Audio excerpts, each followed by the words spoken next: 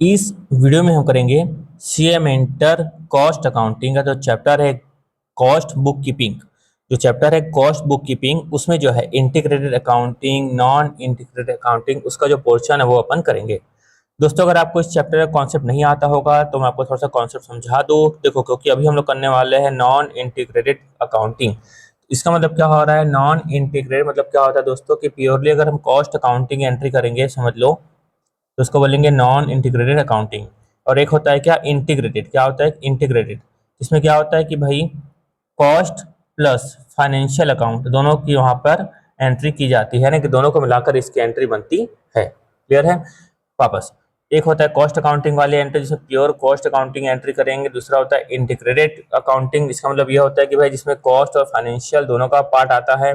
और एक जो हम लोग को पहले से आता है वो आता है फाइनेंशियल अकाउंटिंग। कौन सा आता है अपन को? Financial accounting.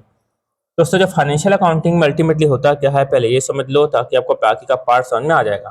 फाइनेंशियल अकाउंटिंग हम लोग क्या बोलते हैं कि भाई पैसा कहाँ से आया, कहाँ गया, है ना। पैसा कहाँ से आया और कहाँ पर गया, ये सीखते हैं अपन फाइनेंशियल अकाउंटिंग में। लेकिन जब बात करते हैं अपन कॉस्ट अकाउंट की, तो कॉस्ट अकाउंटिंग में इसका मतलब क्या होता है कि पैसा कहाँ खर्च हुआ, ये क्या होता है? कहाँ से आया। यहाँ पे क्या बोलते हैं अपन? पैसा कहाँ खर्च हुआ। पैसा कहाँ खर्च हुआ और किस पर्पस के लिए खर्च हुआ। पैसा कहाँ खर्च हुआ और किस पर्पस के लिए खर्च हुआ। ठीक है, जैसे मैं बात करता हूँ एग्जाम्पल के लिए, बात करूँ मैं फाइनेंशियल की। मैं बात करूँ फाइनेंशियल की, कोई अपन एग्जाम्पल लेते हैं, मान लो कि वेजेस पेड ले लेते हैं ना। मान लो ₹1,00,000 का हमने क्या किया? वेजेस पेड किया। तो फाइनेंशियल में इसकी एंट्री क्या होती है हमको मालूम है? सैलरी या वेजेस अकाउंट डेबिट। सैलरी होता है, मान लो वेजेस था यहाँ पे ना, तो लिखा मैं, चलो वेजेस अकाउंट डेबिट ये करेंगे। यहाँ पे क्या लिखेंगे? टू कैश या बैंक। टू कैश या बैंक ये करेंगे अपन फाइनेंशियल में। लेकिन कॉस्ट क्या पूछते हैं मालूम है? भाई वेजेस कहाँ पर लगी, है ना। प्रोडक्शन में लगी, सुपरवाइजर में लगी, ऑफिस स्टाफ में लगी, सेल्समैन में लगी, या जो सैलरी है मान लो सैलरी है कहाँ पर लगी। तो अल्टीमेटली आप जब कॉस्ट शीट पढ़े होंगे, कॉस्ट शीट आपको अच्छे से मालूम होगा कि भाई वर्कर जो है फैक्ट्री में भी होता है, एडमिन डिपार्टमेंट में भी होता है, सेल्स में भी होता है।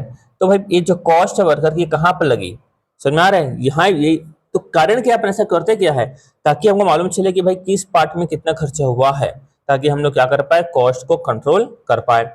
वैसे मान लो एक और एग्जांपल ले लो। एग्जांपल ले लेता हूँ मैं कि भाई कोई कोचिंग इंस्टीट्यूट है। कोचिंग इंस्टीट्यूट है, उसने क्या किया है? ₹1,00,000 की सैलरी दी।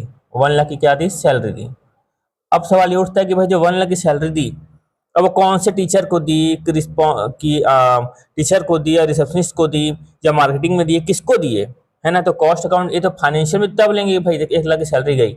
ये कॉस्ट अकाउंट में क्या करेंगे? उसका ब्रेकअप, कि भाई सैलरी कहाँ पर लगी। क्लियर अच्छे से? तो बस यही हमें कॉस्ट अकाउंटिंग में करना है कि भाई चलो मटेरियल है, तो मटेरियल कहाँ पर पड़ा है, किस उद्देश्य के लिए यूज हुआ है ना। नॉर्मल फाइनेंशियल अकाउंटिंग अगर बात करें तो फाइनेंशियल अकाउंट में अपन क्या बोलते हैं कि भाई मटेरियल परचेस किया, खत्म। लेकिन कॉस्ट अकाउंट में क्या बोलते हैं कि मटेरियल कहाँ पर यूज किया।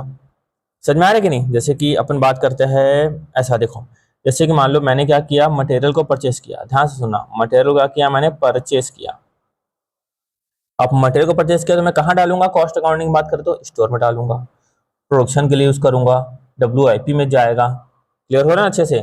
फिर क्या आएगा? WIP से फिनिश गुड्स, फिर क्या होगा? सेल। ये सब चलेगा पार्ट। और एक बात है, जैसे मान लो अपन वेजेस को पेड करेंगे। वेजेस को अपन क्या करेंगे? पेड। तो वेजेस को पेड करेंगे तो कॉस्ट अकाउंटिंग में कहाँ जाता है? वो जाता है वेजेस कंट्रोल में। कहाँ पर जाता है? वेजेस कंट्रोल में। मटेरियल परचेस कहाँ जाता है? स्टोर कंट्रोल में। समझ में आ रहा है? अच्छा, उसके बाद मतलब अल्टीमेट वेजेस पेड को हम लोग क्या करेंगे? वेजेस काउंटर में डालेंगे, वहां पर क्या करेंगे? अलोकेट करेंगे। यानी अपन जैसे मान लो डायरेक्ट वेजेस होगा उसको अपन कहाँ पे डालेंगे? WIP में। अब मान लो कोई क्वेश्चन में रहेगा इनडायरेक्ट वेजेस, क्या होगा? इनडायरेक्ट वेजेस, उसको डालेंगे अपन ओवरहेड में। डिपेंड कि भाई कौन सा ओवरहेड है, फैक्ट्री ओवरहेड है, ऑफिस है, या फिर सेलिंग एंड डिस्ट्रीब्यूशन है, डिपेंड। क्लियर हुआ अच्छे से? तो बस ये अपन को सीखना रहेगा इस चैप्टर में। अपन आते हैं ऊपर इलस्ट्रेशन में, क्या लिखा है देखो। पास journal entries in the cost book of Sulekha limited. Sulekha limited की कॉस्ट बुक में अपन को क्या करना है? जर्नल एंट्री पास करना है। वापस, सुलेखा लिमिटेड की कॉस्ट बुक में अपन को जर्नल एंट्री पास करना है। Which shows non integrated system, यानी कि अपन को कॉस्ट अकाउंटिंग के हिसाब से, यानी कि हमको कॉस्ट अकाउंटिंग के हिसाब से क्या करना है दोस्तों, जर्नल एंट्री पास करना है फॉर द फॉलोइंग ट्रांजेक्शन। आपके सामने ट्रांजेक्शन यहाँ पे दिए हुए हैं। देखते हैं पहला ट्रांजेक्शन क्या लिखा हुआ है। Material worth ₹50,000 return to store from the job, यानी कि जॉब से मटेरियल को वापस भेजा गया, कहाँ पर, स्टोर में। वापस मटेरियल को जॉब से वापस कहाँ भेजा गया, स्टोर में। क्लियर है। जॉब मतलब क्या होता है, जहां पर काम होता है, जहां पर काम होता है मतलब क्या बोलेंगे, वर्क इन प्रोग्रेस। याद आ रहा होगा, आपने कॉस्ट शीट का चैप्टर पढ़ा होगा। तो कॉस्ट शीट के पूर्ण रजिस्ट्रेशन सिस्टम अपलोडेड है, और ये बात मैंने बताई थी भाई, जॉब मतलब क्या होता है, WIP। तो दोस्तों जब लिखा हुआ है कि मटेरियल जो है 50,000 रुपये का रिटर्न किया गया है स्टोर में, कहाँ से, जॉब से। ठीक है। तो हमने जब जॉब में भेजा होगा, ठीक है, तो जॉब में भेजा होगा तो क्या एंट्री हुई होगी, जॉब में अगर हमने भेजा होगा तो क्या एंट्री हुई होगी, WIP डेबिट हुआ होगा। सिंपल सी बात है ना। क्रेडिट क्या हुआ होगा, तो स्टोर हुआ होगा क्रेडिट, है ना, ये हुआ होगा। WIP हुआ होगा डेबिट, स्टोर हुआ होगा क्रेडिट। तो अब यहाँ पर अब क्या लिखा है कि भाई वापस कहाँ पे आ गया, स्टोर में आ गया। अब जब वापस स्टोर में आ गया तो क्या करेंगे अपन, स्टोर अकाउंट डेबिट कहाँ से आया, तो WIP से। ये तीसरी बात है ना। मैं थोड़ा शॉर्ट में लिख रहा हूँ, ठीक है। नॉर्मल क्या लिखते हैं अपन, store control account, WIP control account, ठीक है। अच्छा दूसरा देखो आप, पॉइंट नंबर 2 क्या लिखा हुआ है, ग्रॉस टोटल वेजेस पेड 96,000। उसी में लिखा है पॉइंट नंबर 3 में कि भाई ग्रॉस टोटल वेजेस पेड किया 96,000, और एम्प्लॉयर कंट्रीब्यूशन था PF में, यानी कि employers contribution to PF and state insurance में कितना था, 4,000 का था। तो टोटल एम्प्लॉयर ने ये भी पे किया, एम्प्लॉयर ने भी पे किया, तो एम्प्लॉयर का कितना गया यहाँ पर, एम्प्लॉयर का कितना गया यहाँ पर, 1,00,000 रुपया गया। क्लियर है। फाइनेंशियल की बात होती तो फाइनेंशियल मतलब ही नहीं होता, है ना। वो क्या करना है कि भाई पैसा कहाँ पे यूज हुआ, फाइनेंशियल तो क्या लिखते हैं अपन नॉर्मली, वेजेस अकाउंट डेबिट, ये वो डेबिट, काम खत्म। अब हम देखेंगे भाई जो वेजेस है, इस वेजेस का कहाँ कहाँ पर यूज हुआ, इस वेजेस का कहाँ कहाँ पर यूज हुआ। क्लियर है। तो चलो पहले तो अपन क्या करते हैं, इन जो 2 एंड 3 है, 2 एंड 3 इसके पहले अपन एंट्री पास कर लेते हैं। ठीक है। तो अपन नॉर्मल जब फाइनेंस की बात करते हैं ना, मैं बता रहा हूँ यहाँ पर फाइनेंस, बताता हूँ पहले फाइनेंस। फाइनेंस में अपन नॉर्मली क्या करते हैं, फाइनेंशियल अकाउंटिंग में वेजेस अकाउंट डेबिट होता है ना, PF डेबिट होता, तो क्या करते हैं, कैश या बैंक, कैश बैंक। लेकिन यहाँ पर अपन जब करते हैं कॉस्ट अकाउंटिंग में, तो ध्यान देना, कैश बैंक हो या कोई पर्सनल से संबंधित चीजें हो, पर्सनल अकाउंट संबंधित डाटा, क्रेडिटर, ये वो, तो अल्टीमेटली पर्सनल अकाउंट संबंधित चीजें होती है ना, वहां पर अपन क्या यूज करते हैं वर्ड, कॉस्ट कंट्रोल अकाउंट। क्या यूज करते हैं अपन, कॉस्ट कंट्रोल अकाउंट। क्या यूज करते हैं अपन यहाँ पर, कॉस्ट लेजर, यहाँ लिख के दिखाता हूँ, एक मिनट। हाँ चलो, तो मैं बात करते हैं अपन सेकंड एंट्री। सेकंड एंट्री क्या लिखेंगे अपन, वेजेस कंट्रोल, यहाँ पे लिखेंगे वेजेस, यहाँ के लिखेंगे वेजेस कंट्रोल अकाउंट डेबिट। ठीक है। कितना गया, अच्छा कितना वेजेस कंट्रोल में कितना जाएगा, पूरा का पूरा 1,00,000 चले जाएगा वेजेस कंट्रोल में। वेजेस कंट्रोल में कितना चले जाएगा, पूरा का पूरा 1,00,000 चले जाएगा, कि भाई 1,00,000 वेजेस का गया। अब यहाँ पर ध्यान देना कि भाई यहाँ पर नॉर्मल अपन क्या लिखते हैं, फाइनेंस में कैश या बैंक लिखते हैं, तो यहाँ पे क्या लिखेंगे, जनरल लेजर अकाउंट या फिर cost ledger control account, general ledger account या कॉस्ट लेजर कंट्रोल अकाउंट। वापस जनरल लेजर अकाउंट या क्या बोलेंगे अपन, कॉस्ट लेजर कंट्रोल अकाउंट, ये नाम इसका रहेगा। कितना चले आएगा यहाँ पर, 96,000। PF का तो मालूम है भाई अपन को, टैक्स वगैरह तो आता ही है, तो PF ESI को हम लोग अलग से लिखेंगे। कितना था, 4,000। क्लियर हुई, इतनी सी बात है, इसका अपन को अच्छे से ध्यान देना है ताकि एग्जाम में गलती ना हो। क्लियर है।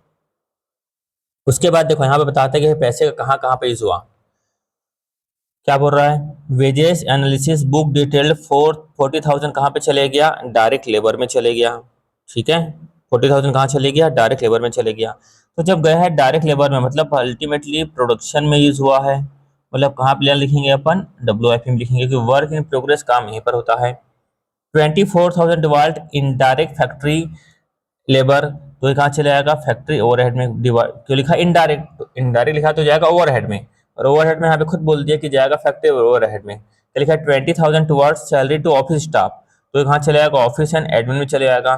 16,000 चले जाएगा selling to salary to selling and distribution, तो चले जाएगा सेलिंग एंड डिस्ट्रीब्यूशन ओवरहेड में। ऐसा तो यहाँ पर आते हैं अपन नेक्स्ट, ये एंट्री नंबर 3 यहाँ पर पास कर लेते हैं अपन। क्वेश्चन में खुद बोल रहा है कहाँ चला जाएगा, WIP कंट्रोल अकाउंट डेबिट हो जाएगा। WIP कंट्रोल अकाउंट डेबिट कितना बोल रहा था, 40 और 24, 40 24 20 16 लिखा मैं 40,000। ठीक है, तो 24,000 कहाँ बोल रहा था, वो बोल रहा था फैक्ट्री ओवरहेड में। तो कहाँ चले जाएगा, फैक्ट्री ओवरहेड कंट्रोल अकाउंट में चले जाएगा। Factory overhead control account debit कितना चले गया, 24,000। उसके बाद ऑफिस में जाएगा तो क्या लिखेंगे अपन, office overhead control account debit कितना चले आएगा, 20,000। उसके बाद selling and distribution overhead control account debit कितना चले आएगा, 16,000। सिंपल। ये सब टू कहाँ चले आएगा, पूरा का पूरा, ये पूरा का पूरा ये वाला वेजेस है ना, वेजेस कहाँ कहाँ पर गया अपन ने क्या कर दिया, बता दिया है ना। तो वेजेस कहाँ कहाँ पर था हमने क्या कर दिया, बता दिया। तो क्या लिखेंगे अपन, to wages control account add कर देंगे पहले, 24 और 16, 40 20 60 और 40, यह हो गया अपना 1,00,000। ठीक है, क्या लिखेंगे, बिंग वेजेस अलोकेटेड, इतनी सी बात है। ठीक है, चलो ये हुआ अपना इलस्ट्रेशन नंबर 1। फिर इसके बाद करेंगे अपन इलस्ट्रेशन नंबर 2।